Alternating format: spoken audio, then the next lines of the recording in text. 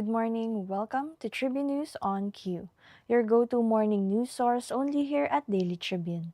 We're live on Daily Tribune's Facebook page, Tribune Now on YouTube, and at Daily Tribune Official on TikTok. For today's headlines, ICI turns over floodgate report to the Ombudsman as the agency moves to address alleged irregularities. ICC stands firm as the Duterte camp seeks case dismissal over alleged rights violations. Ilocos Norte on full alert for Undas 2025 with authorities preparing for heavy traffic and large crowds. Two men to face charges in the $102 million Louvre jewel heist, one of the biggest art thefts in recent history. Jamaicans assess the aftermath as a powerful hurricane brings destruction, flooding, and power outages.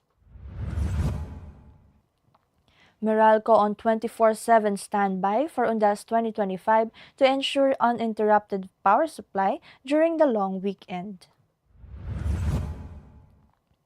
Marshall steals the spotlight after an epic slugfest victory, cementing his status as one of the country's top fighters.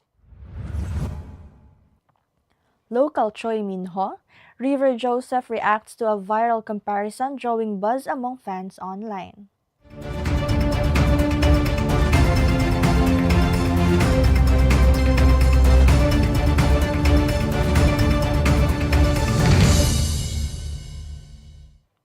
Today is the 30th of October and I'm Chynna Basillaje bringing you today's top stories. Let's kick things off with today's weather. The Intertropical Convergence Zone, or ITCZ, is currently affecting southern Luzon, the Visayas, and Mindanao, bringing scattered to widespread rain showers and possible thunderstorms across these regions. Meanwhile, the northeast monsoon continues to influence extreme northern Luzon, bringing cooler winds and occasional light to moderate rains. Residents in affected areas are advised to stay alert for flooding, landslides, and other weather-related hazards. Now for our traffic update. Traffic is light at Balintawak and Bocaue toll plazas as well as at San Fernando, both northbound and southbound. Approaching the Mindanao toll plaza, motorists are also experiencing light traffic. All other areas along NLEX, ECITEX, and the NLEX connector, including toll plazas and interchanges, are reporting light traffic. Drivers are reminded to follow road safety regulations and stay alert while on the road. Now let's move on to this morning's headlines. The Integrity Commission of the Philippines has turned over its floodgate report to the Office of the Ombudsman as it moves to address alleged irregularities within the agency. Officials say the report contains findings and recommendations on administrative and possible criminal liabilities of certain personnel, including suspected ghost flood control projects nationwide, and potential public losses in cases like the 289.5 million pesos road dike project in Oriental Mindoro. The ICI says the move underscores its commitment to transparency and accountability as it continues internal reforms. At least 15 cases are expected to be filed with the Ombudsman in the coming weeks. The Ombudsman is expected to evaluate the report and determine appropriate action. And the International Criminal Court, or ICC, has reaffirmed its authority over the case against former Philippine President Rodrigo Duterte, rejecting the defense's challenge to the tribunal's jurisdiction. Judges ruled that since a preliminary examination of alleged crimes under Duterte's anti-drug policy began before the Philippines withdrew from the Rome Statute, the court may continue with its proceedings. Duterte's legal team has insisted the case be dismissed, citing the Philippines' 2019 withdrawal from the court and arguing that the ICC no longer has the legal basis to prosecute the former leader. Despite the defense plea, the ICC emphasized that its mandate remains intact and that the case will move forward. The tribunal has also denied the former president's request for interim release citing risk of flight, obstruction of justice, and witness interference. And authorities in Ilocos Norte are on full alert for Ondas 2025 as police and local officials prepare for heavy traffic and expected influx of visitors to cemeteries and transport terminals.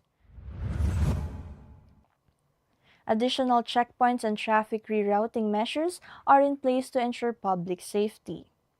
Emergency response units and volunteers have been deployed across major towns, and motorists are advised to plan ahead and follow traffic advisories for a smoother travel experience during the long weekend. And French authorities have confirmed that two men will face charges over the $102 million Louvre jewel heist, one of the biggest art thefts in the recent history. The suspects are believed to have ties to an international crime syndicate that has targeted luxury museums across Europe. Investigators say the recovery of the stolen pieces remains ongoing, with global law enforcement agencies coordinating to trace the jewels, some of which may already be on the black market.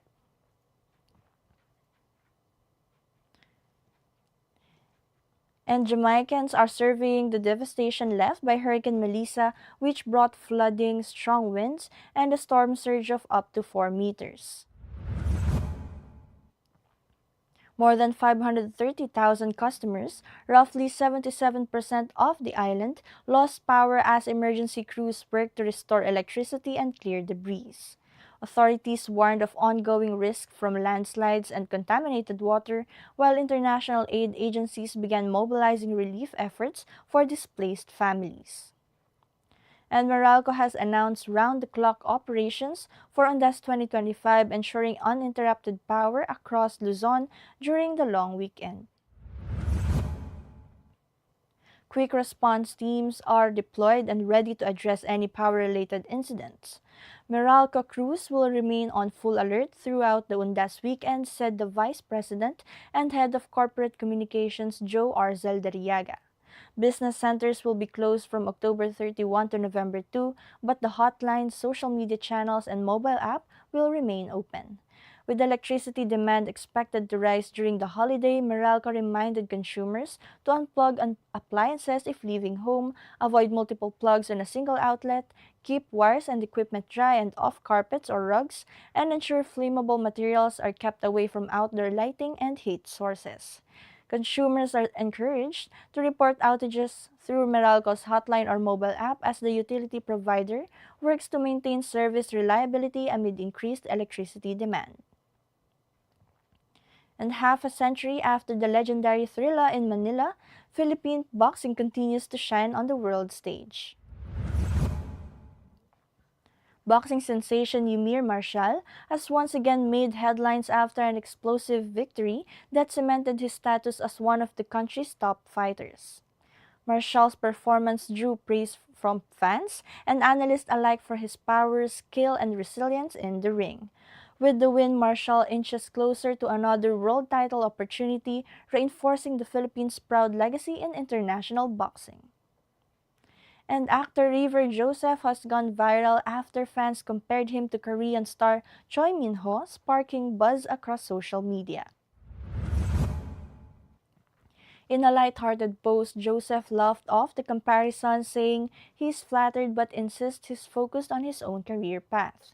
The viral trend has boosted the actor's following online, with fans calling him the local Choi Min-ho, a playful nod to his growing popularity in local entertainment circles. Now a quick look for today's horoscope. Today calls for patience and precision, Virgo. Your analytical mind and attention to detail set the tone, making it a strong day to organize plans, finalize decisions, and take practical steps toward your goals. At work, your steady approach and methodical thinking gain respect from colleagues and superiors. Avoid overloading yourself with tasks. Balance is key. Stay consistent, trust your instincts, and be ready for small wins that could lead to long-term success. Luck may favor persistence today. And Katribu, did you know today, October 30, marks the National Day of Charity in the Philippines, declared by President Ferdinand Marcos Jr. through Proclamation number 598, signed on June 13, 2024. The day is dedicated to promoting compassion, solidarity, and charitable acts across the country. From nationwide donation drives to community outreach programs, Filipinos are encouraged to show generosity and kindness, making October 30 a day to celebrate giving and helping those in need. And taking TikTok by storm with over 3.7 million likes, content creator at Natalie Reynolds has amazed viewers by sharing a video of Halloween costume ideas for couples featuring a look inspired by the Disney movie Tangled. The video highlights the couple's on-point costumes, capturing the iconic outfits and personalities of the characters from Tangled. Fans are impressed by the creativity and effort put into bringing the beloved animated film to life. The post has sparked excitement among Disney and Halloween enthusiasts, with viewers praising the attention to detail and sharing their own couple costume ideas, making the trend a celebration of creativity and fandom.